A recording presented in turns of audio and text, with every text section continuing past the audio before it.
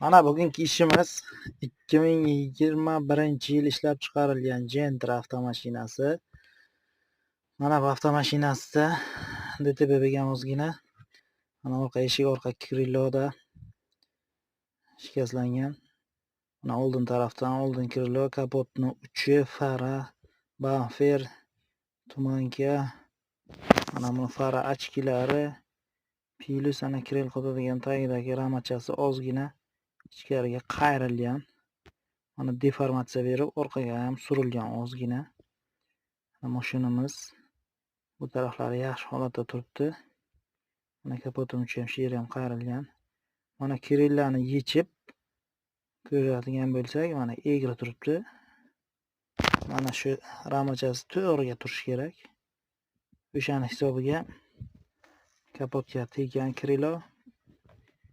Keyin mana воздушный bachog'ini ham siqib, joyidan surib yuborgan. Bu mashinamiz Damas avtomashinasiga yetib olgan. Mana bamperlarini ochib olib tashlayapmiz. Buni yangi qo'yamiz. Radiatorlari, konditsioner radiatorlari butun, hech narsa qilmagan. Mana fara ochkisi ham qayrilgan. Ana воздушный bachok o'zini joyidan emas, surilib qolgan. 2 santimetrda ichkariga qarab surilib, joyidan qulog'i singan, joyiga turmaydi, sig'ishmaydi, xullas. O'zini joyiga sig'maydi, siqilib qolgan. Mana hozir biz ochib olib, ramachasini tortib, o'zini shu santimetrlariga keltirib olamiz. Mana shogirdimiz tortibdi. Mana ramasini hozir tortib, buni o'zini razmerlarini o'lchab ko'rib, hozir qo'yib olamiz. Mana fara ochkisini ham pastki qismi qayrilib ketgan. Buni ham mana tortib,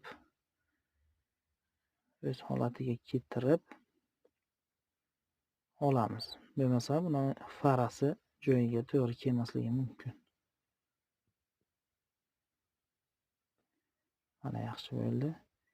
Ana shu qo'lchasi ozgina urilganga ham ichkariga surilgan, ham pastga tushgan ekan ozgina.